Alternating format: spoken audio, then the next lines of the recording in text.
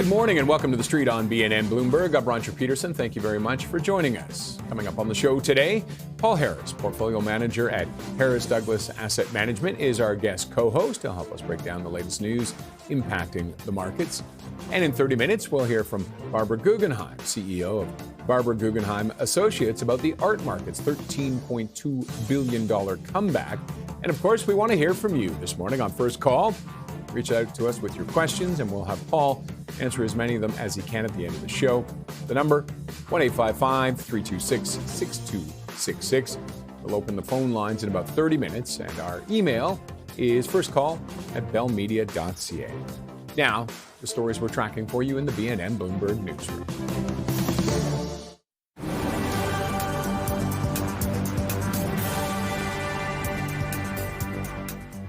The Trump administration has threatened to indict Federal Reserve Chair Jerome Powell over congressional testimony he gave last summer about a Fed building project. The U.S. president has previously blamed the Fed's policy for holding back the economy and has also previously spoken publicly about potentially firing Powell.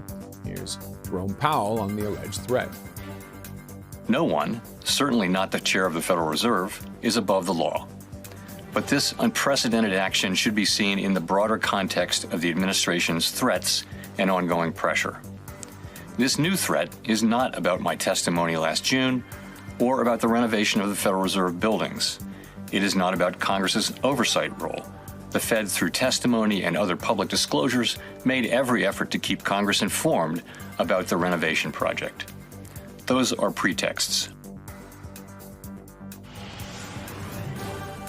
Lululemon expects fourth quarter sales to come in at the higher end of its guidance. The yoga company says revenue is expected to be more than $3.5 billion US, thanks to a strong holiday season. This comes as the Vancouver-based company's founder and Elliott Investment Management are pushing for changes and new board members. Lululemon's CEO will also be stepping down at the end of this month. China and the European Union have agreed to steps on resolving their dispute over the imports of Chinese EVs to the bloc. The EU says Chinese EV manufacturers' plans for investments in the EU will also be considered. Both the U.S. and Canada have imposed a 100% tariff on Chinese EVs. The announcement comes as Prime Minister Mark Carney prepares for his visit to China this week. And now our top line story we were talking about. Federal Reserve Chair Jerome Powell said the U.S. Central Bank had been served grand jury subpoenas from the Justice Department threatening a criminal indictment. For more on this, we're joined now by Bloomberg's Kasia Klimashinska. Kasia, thank you very much for joining us.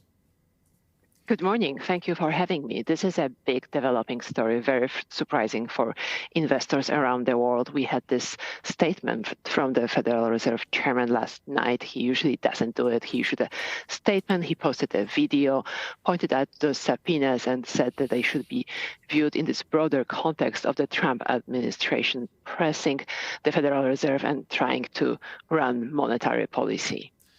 And where do we stand now? Trump has essentially said, I have nothing to do with this. Exactly. So President Trump was asked about this by NBC in a brief interview yesterday. He said he is staying away from it. Also today, we had Bill Pulte, the head of the federal housing agencies, on Bloomberg TV, and he also said that he cannot comment on it, that the Trump administration is leaving this issue to the Justice Department, and the Justice Department is framing it as a legal issue of those cost overruns. Indeed, there is this really big reconstruction going on here in downtown D.C. on two Federal Reserve buildings, and the cost exceeded the initial budgets. But that happens all the time, and even President Trump himself was touring the construction site earlier this year, and now we have those two subpoenas. And this is only essentially week 2 of January. It's been quite the month. What are the markets doing in reaction to this, and on top of everything else that's unfolding? Markets have been reacting. Interestingly, the U.S. Equity futures are going down, and so is the U.S. dollar, because this is a significant escalation, is seen as another step from Trump administration trying to limit the independence of the U.S. central bank.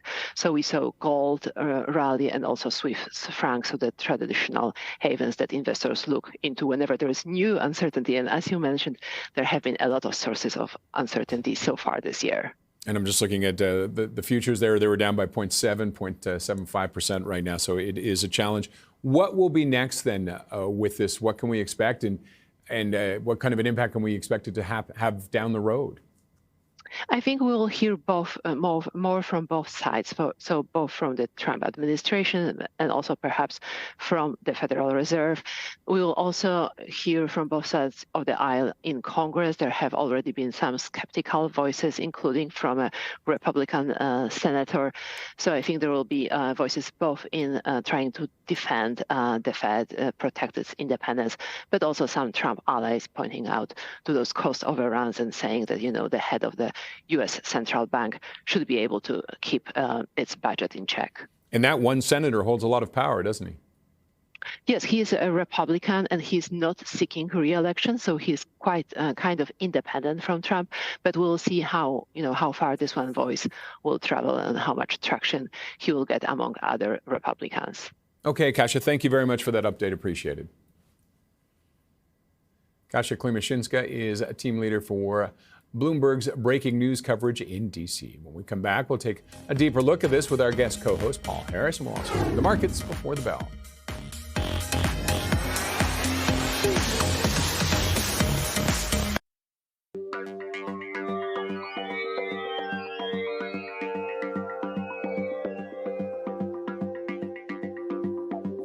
Okay, let's see how things are shaping up on the markets. We'll start with the U.S. futures and, of course, concerns over the investigation at the Fed. That's weighing on the markets right now. You can see the Dow off by 0.7, NASDAQ off by 0.7778, and the S&P 500 off by more than a half a point.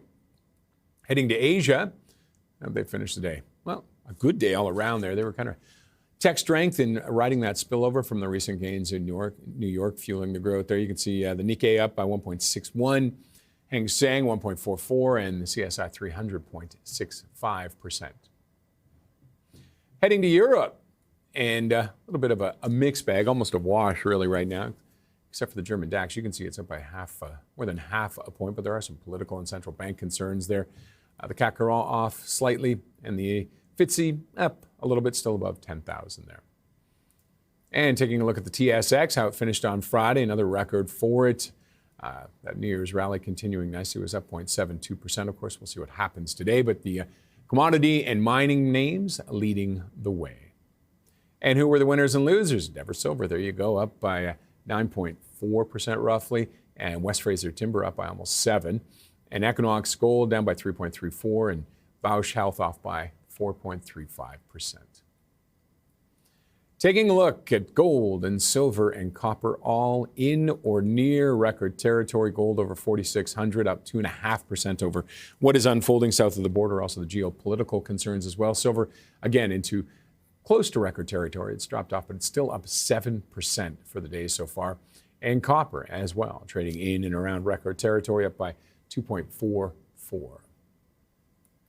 Moving to oil. And Western Canadian Select surged on Friday over those global crude, followed global crude essentially on Friday over the supply risk concerns, up by 3.38%. And WTI, after that bounce back to end last week over concerns about Iran and Venezuela, it is off today almost by a half point at 58.86, but still up over the last month.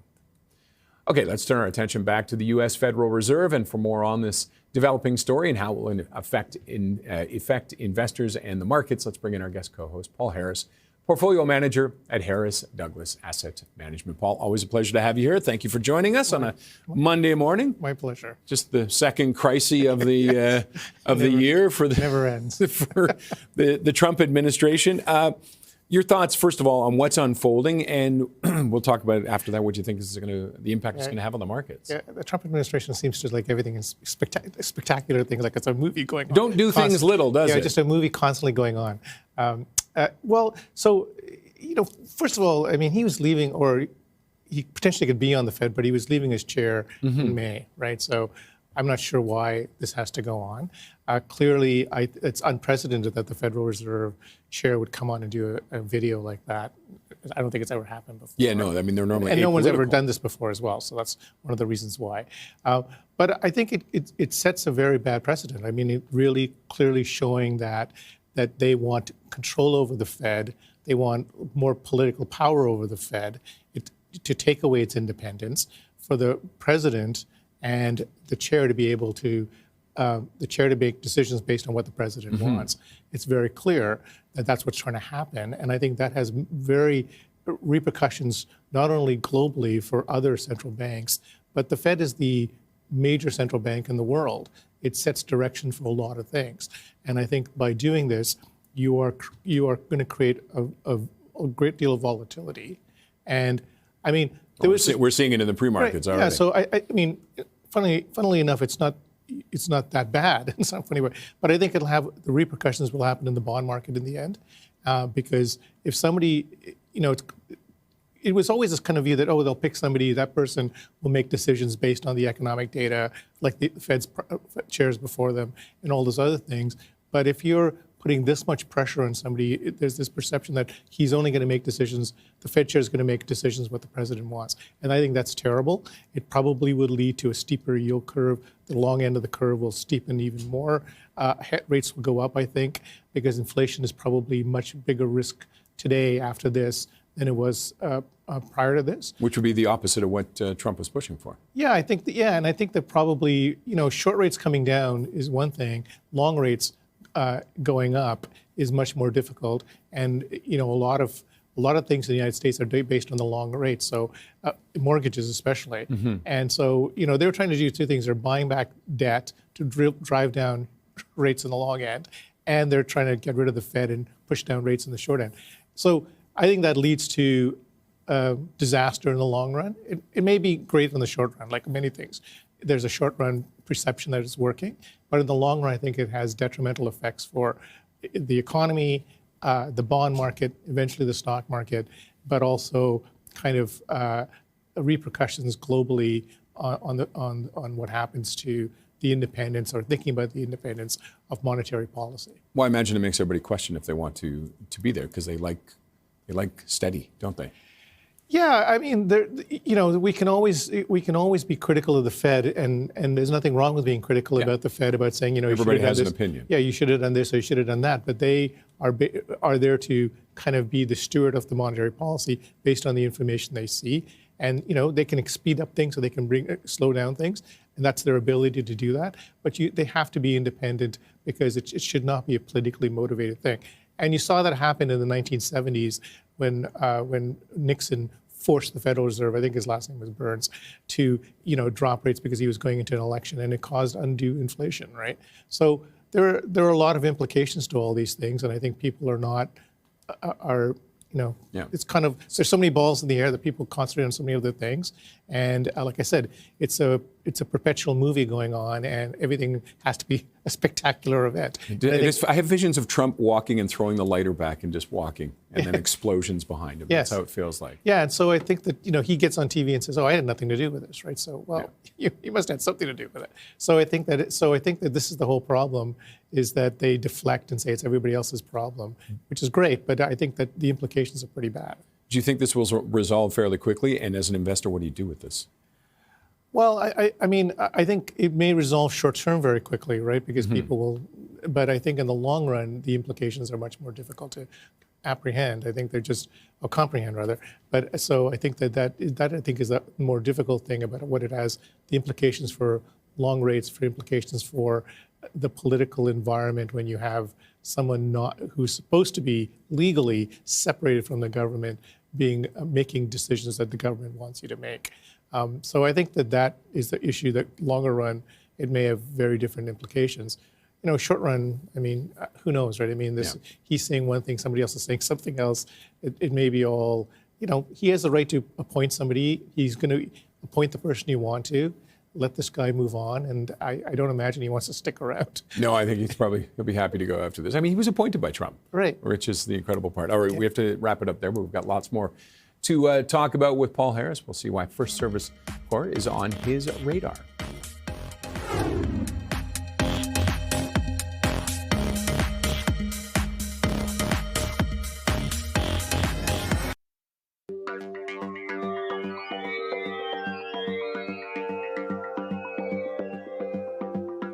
All right, time now for On the Radar. We're back with Paul Harris, portfolio manager at Harris Douglas Asset Management. And first up is First Service Corp. Why do you like that right now? Well, First Service is it kind of falls into a real estate thing, but it's much more of a, they manage properties as opposed to building properties and stuff like that. And they also have a franchise business like California Closets, Paul Davis. What I like about this company is that they've kind of grown through organically and through acquisition. So although they're a bigger one of the biggest players in that area, in that market space, they also don't have as the market share because there's a lot of mom and pops. So they grow organically. They buy these things. They have a large business in the United States. It's a really great kind of business that chugs along really well.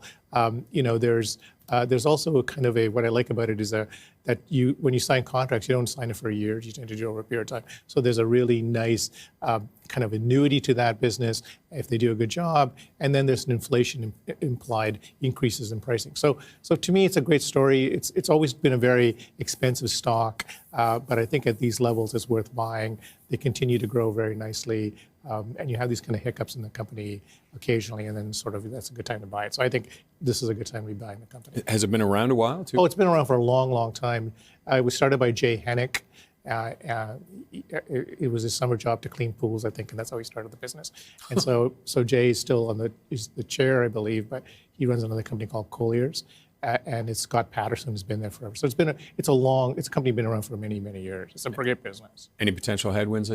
Well, there's always kind of headwinds on this stuff. Do they make a very big acquisition that causes to take on too much?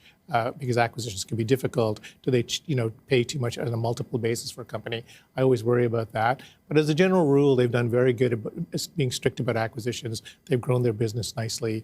I think it's a great Canadian story that is sort of underappreciated at times. Okay, next up, Adobe. It's one everybody kind of loves to hate right now, don't they? Yeah, so I think most of Wall Street feels that AI is going to take away Adobe's business. I think part of the problem with what happened with Adobe was that they emphasized all these things you can do with AI and hyped it way too much. And so the market overemphasized the top line growth and the bottom line growth. But here's a company that's gone from $3 billion to $6 billion over the last 8 or 9 years. They continue to grow their top line by about 10%. They've bought back about well over 10% of their shares. They really are a good compounding machine. And I think that the market is undervalued now what AI can help them with. And so I think that they have the ability to slowly come back and do well here. I think a lot of the products that they offer are still used a lot. And I think in putting AI into that will really help them. I'm not sure that, what they talked about and what they can deliver, they should never have done that because they just made it sound like, oh, this is the greatest thing next to sliced bread. But I think that now that there are people who kind of understand that they're going to be a slow progress. The other thing was that they wanted to make a big acquisition. That acquisition, I think, was called Figma, which is a company that came public recently.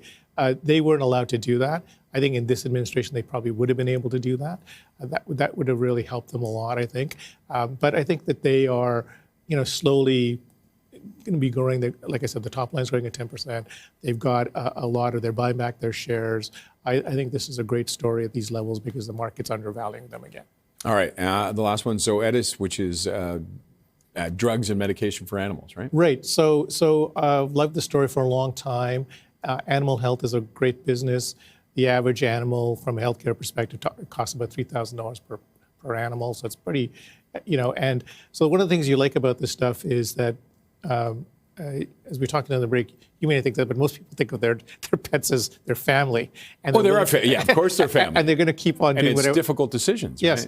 Right? So you try to keep them alive a lot longer than, you do keep them alive. And it gets more and more expensive. There is insurance, but a lot of people don't take insurance out on it. That's the first thing.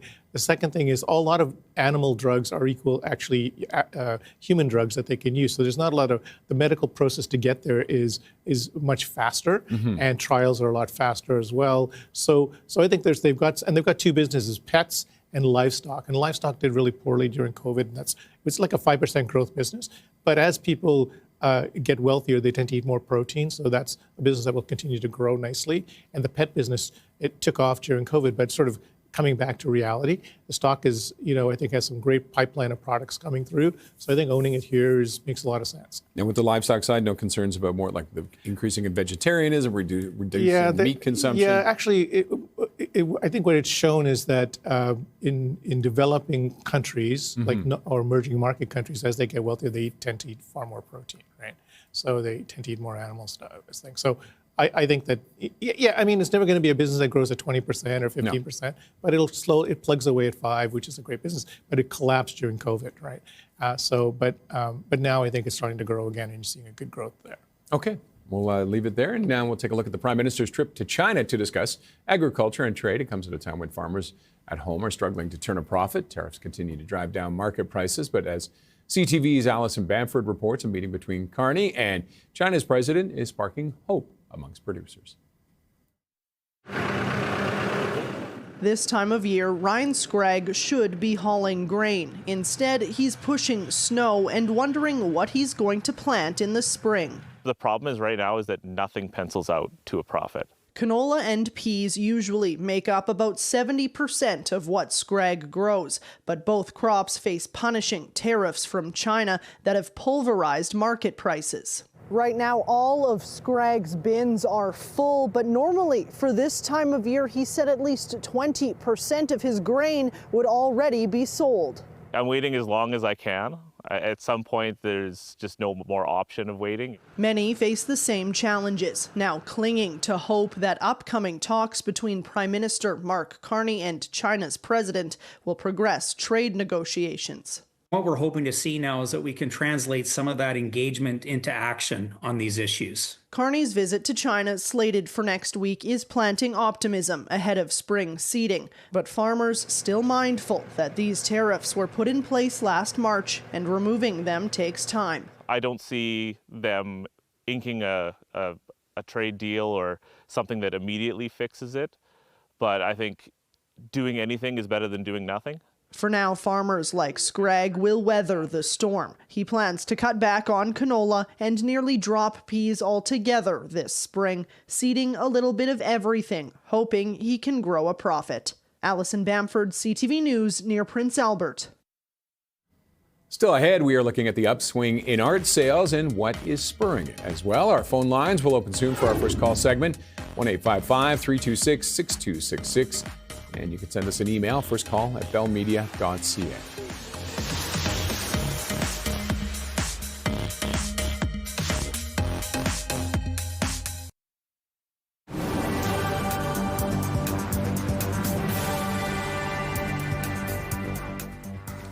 Shopify is allowing merchants to sell products directly on Google and Microsoft's AI platforms. The company is enabling AI-native shopping, allowing users to shop and check out directly on both Google and Microsoft AI. Last fall, the e-commerce platform signed a similar deal with OpenAI. The Ottawa-based company is also giving non-Shopify merchants the ability to list their products on its catalog.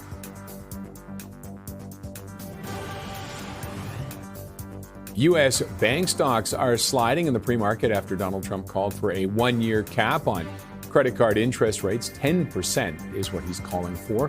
According to his social media post, the cap would come into force on January 20th. U.S. lawmakers are saying the cap would require approval from Congress. A joint statement from 5 banking bodies says the cap would reduce credit availability and be devastating for millions of Americans. Lululemon expects fourth quarter sales to come in at the higher end of its guidance. The yoga wear company says revenue is expected to be more than $3.5 billion U.S. thanks to strong holiday season sales. This comes as the Vancouver-based company's founder and Elliott Investment Management are pushing for changes and new board members. Lululemon's CEO is also stepping down at the end of this month.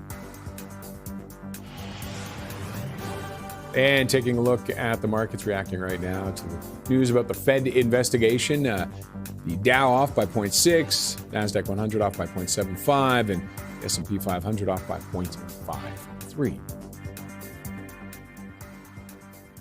After a 2-year slump, art sales are surging in auction houses like Christie's and Sotheby's. It's being called the comeback for the art market. We're looking at what's selling and why with our next guest, Barbara Guggenheim, CEO of Barbara Guggenheim Associates. Barbara, thank you very much for joining us. Thank you. What is the big market right now? What's the hot market? Quality. It's a good time to buy. It's a good time to look at established artists who've been overlooked in the past or have been right in front of our eyes, but everyone's been looking at younger artists. So it's a great time to focus. And who are some of those artists? Whether, if you like Picasso, whether it's a Picasso painting or you can afford a Picasso print or a Warhol painting or Warhol print, the rule now is to buy the best of what you can buy. Hi, Barbara. It's Paul Harris speaking. I'm just wondering, is the demographic of the art buyers changing over the last little while? Are they sort of the similar kind of wealthy individuals around the world, or are they kind of, is that demographic changed over the last, let's say, few years?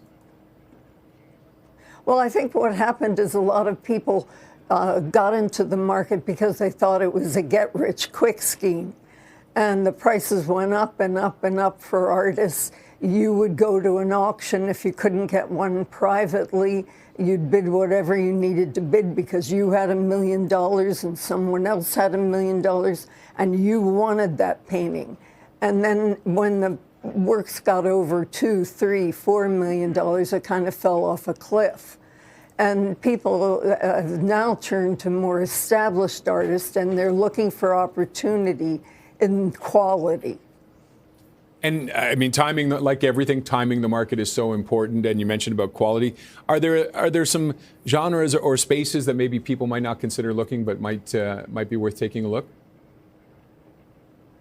I think the best thing is always to work with an advisor. Of course, I'd say that I am one, but there are tons of areas of opportunity. For example, there was a big surrealist sale. The Latin American painting by Frida Kahlo brought a lot of money. The Klimt brought a lot of money. So across the board, there are opportunities. And I think what came out was a lot of material that hadn't been on the market in a very long time. And so fresh material attracts collectors because collectors collect. That's what they do. And they wait for opportunities. So, Barbara, I guess one of the issues is that when you hear about the art market and you're going to hear about Christie's and Sotheby's and sort of the main things they sold. So, and that's wonderful if Picasso or something that goes for millions of dollars, hundreds of millions of dollars, I guess. But is the market really supported by kind of paintings that are in the $1, $2, $3, $4 million range? Is that the way the market works, or is it really these big things that make up most of the market? No, I think you're right. I think it's the middle range market. But you have to really be aware and really study. For example, there was Stuart Davis that came up in the Pritzker sale that brought $1.5 million. 2 or 3 years ago, it would have been a $5 million painting. So whoever bought that got a bargain. That is, if Stuart Davis comes back in price. It may be the kind of pump and move on for certain artists. It's very hard to tell. And now you also say you're seeing younger people get involved. Are they buying big like that, or are they starting out in a different category, and what are they looking at? I think that like anything on this table is $150,000. It's very hard to find a young artist for $10,000, $20,000, $30,000 who can give you a guarantee that that's going to be worth more. So I have a client, for example, who said, don't bother me unless it's $250,000. And there are a lot of collectors already in on it, because then I'm kind of sure that a village is surrounding and pushing the material. So when you think about your clients, do you think of art as a sort of a part of a portfolio of, I mean, it's an aesthetic. I don't want to demean it as something like as a portfolio, but do you think of it as an investment portfolio that you add along with stocks and bonds and other aspects of investing, alternative assets. Do you think of it that way? Or, I mean, obviously you want to look at something and say it's beautiful and you like it, and I want to put it in my house because I enjoy looking at it every day. But do you think about it that way when you're advising your clients? Well, I hope he can have both. I had a client who came to me with his pie chart from, I think, Goldman Sachs and said, I like my pie. You're going to have to explain to me why I need to change it. And he went on to be a big collector because he found artists that went up in price enormously. Okay, Barbara, we'll wrap it up there. Thank you very much for joining us. You're welcome. Barbara Guggenheim is CEO of Barbara Guggenheim Associates. Still ahead, how will financial jobs be impacted by AI? Our guest co-host Paul Harris thinks that AI will replace a lot of the analyst jobs. We'll get into that next. And of course, our phone lines are open. And Paul, the portfolio manager at Harris Douglas Asset Management, is taking your questions on North American and global large caps. Call us at 1-855-326-6266 or email firstcall@bellmedia.ca.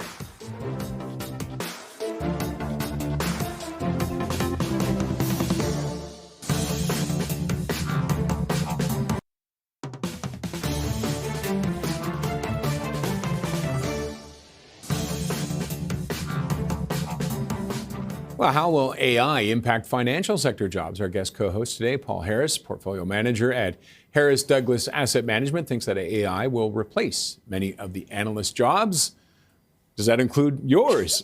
Well, maybe. Everybody except yours.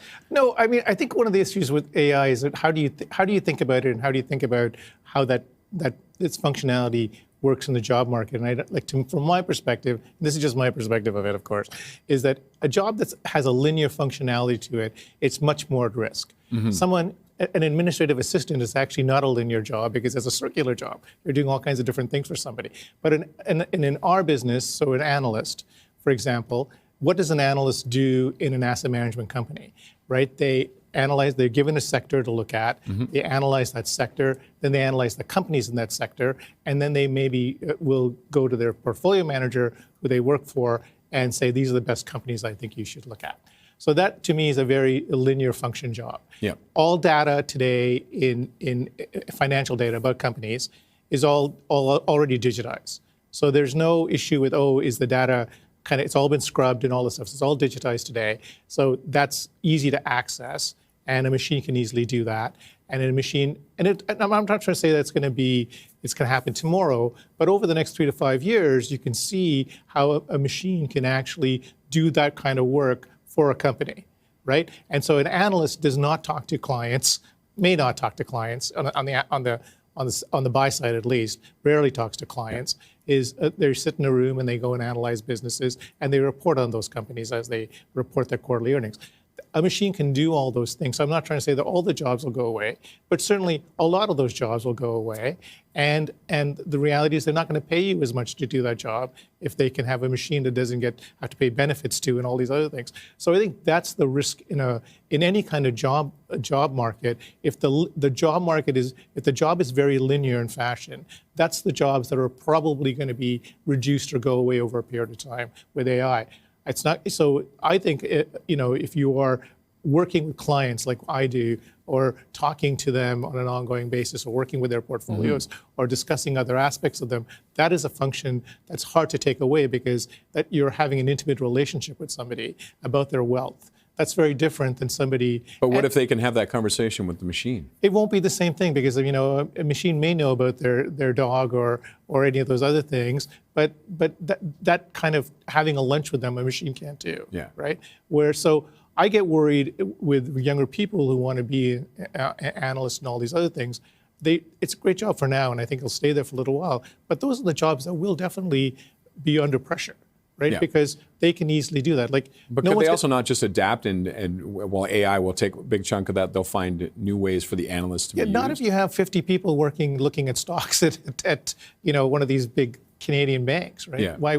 In fact, it's in their best interest to move in that direction to reduce their cost structure. The problem with the asset management business, although it's a great business, it's a great return on equity business. It's a very high cost business because every person you pay is, you're paying them $100,000 or $200,000 to work in the place with bonuses and benefits and all stuff. So it's a very high cost business. Because the reason it's high return on equity is because it's not a lot of capital. It's not a capital intensive business. So from my perspective, if you're a large asset management in this country or around the world, you are wanting to reduce your cost, especially on that side. If a machine can just say, okay, here's what the company does. And the beauty of what I think is very important is that with machinery, with AI, you can structure the information you get the way you like to look at a company. Yeah. So if I like to look at a company a certain way, I can set the parameters for that, and that machine can do that for me. So it's very different than years ago where they printed off everything, and you can get everything today. So I think that that's the big risk in the asset management business and maybe other things. It's the linear functionality of your job, which is what you have to look at, not the, like I said, a person who is the administrative assistant for somebody, they're doing all kinds of different things all over the place. Right. So I think that's how I look at it, at least, right? Okay, well, we'll have to leave it there, Lee. Please leave all your queries, questions, and concerns with Paul Harris. Still ahead, we'll take a look at some of the notable analyst calls and recommendations moving the markets, including Freeport.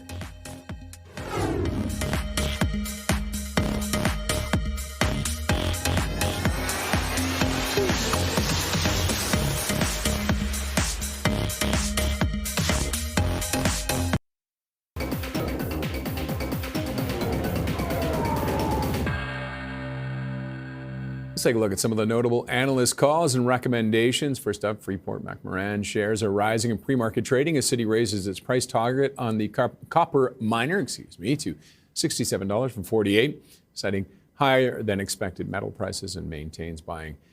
Rating analyst Alexander Hacking sees a bullish outlook for copper pricing. It provides a tailwind. The prices are providing a tailwind for Freeport's EBITDA and increasing the company's price to net asset value ratio. CrowdStrike holding shares are down in pre-market trading after KeyBank Capital Markets downgraded the security software company to sector weight from overweight. Analyst Eric Heath says the company remains the best positioned consolidator of security spend, and KeyBank would look to get more constructive if the security budget outlook improves, AI tailwinds materialize, or the valuation premium narrows. And Netflix is started with a buy rating and a $107 price target at HSBC, which sees attractive prospects for the streaming video company. Analyst Mohammed Khalouf writes that the stock has dropped more than 30% off a 2025 peak, despite expected gains from deepening monetization, improving profitability, and a sizable international opportunity offsetting a maturing domestic market. The firm writes that the drop represents an opportunity for Netflix and that the company's bid for Warner Brothers reflects streaming market challenges, but that we see scope for more tangible gains from potential revenue synergies. For more, let's bring in Paul Harris, portfolio manager at Harris Douglas Asset Management, to get his thoughts on which one would you like to? You can comment on all three. You can pick one. So What you like? Freeport, obviously, it's a company that we don't own, but I mean, it's driven by a lot of copper, and so copper's done incredibly well. I think not only because of the talk of it's an important issue in AI, but also in many kind of technologies. So I think that's really helped Freeport. But I mean, in the end, a company like that, you're really betting on the price of the underlying commodity, and that's what you have to be able. To me, it's more of a trading idea than a stock that you want to own for a long time, because eventually copper, may fall, goes up, copper goes down, right? So I think they're not, in my view, great long-term businesses. But I think for the short term, obviously, copper continues to do well, and you're going to see a big, huge. You can probably get to a decent move if you see copper go higher in Freeport. I mean, the other one I think is interesting is Netflix. I think Netflix has fallen a lot. I think that their deal with Warner Brothers is an important one. I think I've been on the show with you before, and you talked about you like going to the cinemas, but I think that streaming is probably where everybody is for sure. to. And I think that Netflix has such a great advantage over everybody else. In a funny way, I mean, Netflix is really competing with YouTube in many ways, right?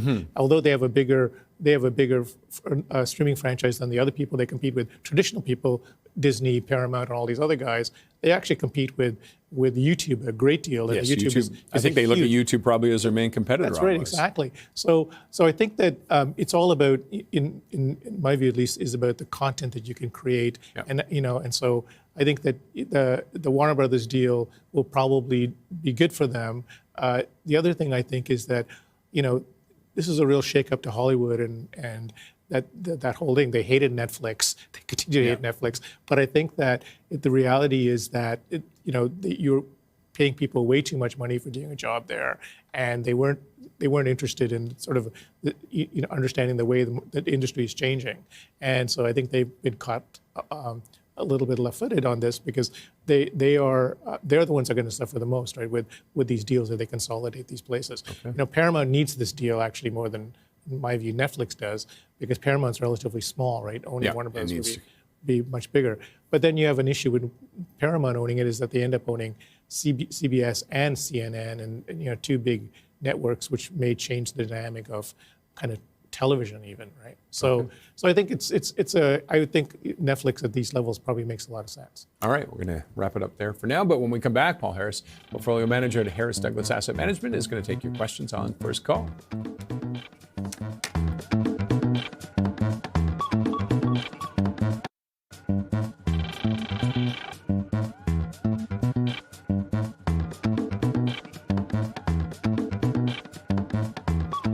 Time for First Call, and first email is from Len. Allied has been moving up nicely as of late.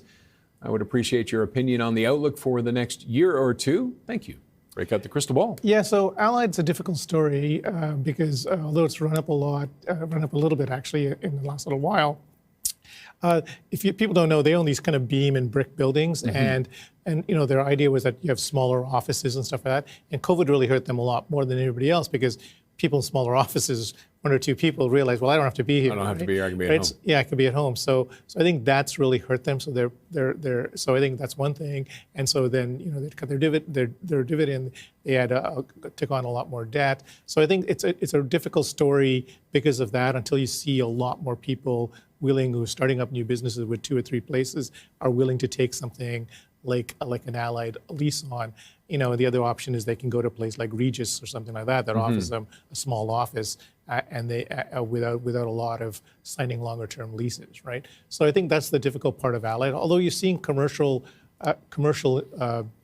increase in commercial buildings, especially the A-type buildings are government coming back. Yeah, so I think they're doing very well. So, could there be some spillover into that? Maybe, but I think it's just a difficult kind of environment for Allied right now, right? I think the A buildings, and they do have some good properties, but they're not considered the A buildings. Yeah. So I think the A buildings are really in Toronto are doing very well. They kind of slide off, but so I think it's much more difficult. I think you're better off owning one that owns a kind of more A building. Okay. All right, let's get a couple more emails in here. Brian, this one is from Brian. He says, is CNQ a buy today? Yes, we own CNQ. I've liked it for a long time. I think these big oil companies, especially if oil's going to tread around these levels, they continue to make a reasonable amount of cash flow. They have lots of room to increase dividends. They have lots of room to buy back shares, pay down debt if they want to. CNQ is one of the, I think, premier oil companies in this country. They've always, one of the great things about CNQ and even Suncor, when oil has been difficult, they've been able to make acquisitions, and they're very good at that. They're also good at bringing on projects right on time. So I really think CNQ is one of the best oil companies we have in this country. Any concerns with Venezuela with this?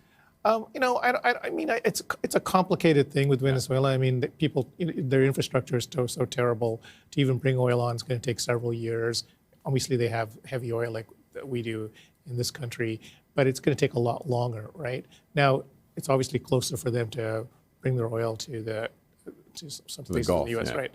So, but I think that's a long-term process, and who knows what it's even going to look like. Well, we already saw one of the oil companies at that meeting with Trump on Friday saying, we're not sure we want to do this. Yeah, and I mean, basically the same people are in charge there, and who knows how, unless you give guarantees to these companies, they don't want to go through another period of time where they get nationalized. Yeah. All right, let's get one more email in. This one's from Al. Can I get your guest thoughts on long-term holds for Manulife and Power Corp? Right, we own them both. Manulife is a great insurance company in this country. I think one of the great benefits of it, it had a difficult time for a while, but I think the big benefits of it is their Asian franchise, which continues to grow. It's underinsured, that area of the world. So I think that's been a great franchise for them. One of the things that's hurt them a little bit was always their U.S. business, but I think that's getting better. And on the, so I think all in all, it's a great story right here. They pay a good dividend. I think that's we like the company at these levels. And Power Corp, similarly, Power Corp is the holding company for a bunch of other businesses. Power Corp has done very well. They own McKinsey Financial. They own Great-West Life. We own Power Corp. We don't own the underlying companies. But Power Corp, again, has done a great job as a holding company narrowing the discount, but also has a great dividend. And so I think these companies continue to do well, especially with lower rates. In Canada, I mean, although rates are already low in Canada, but I think that really helped out a lot of these companies over the last little while. And why not own some of the underlying companies? It's not so, I mean, you kind of have to make a choice, right? So I just thought that owning Power Corp, I felt that that's where all the family money is. They want that discount narrowed, and they've tried to help that happen over the years. But you could either own any of the. You're taking on pure insurance. You're taking on pure asset management. You also get a couple other things with Power Corp that you don't get with the underlying securities. Okay, we'll wrap it up there. Paul, always a pleasure, sir. Thank you for joining us. Thank you. That's it for us here on The Street. Thanks to Paul Harris, Portfolio Manager at Harris Douglas Asset Management, for joining us today. And he's up next with the Open, and the markets will open a little more than 30 minutes from now. Have a great day.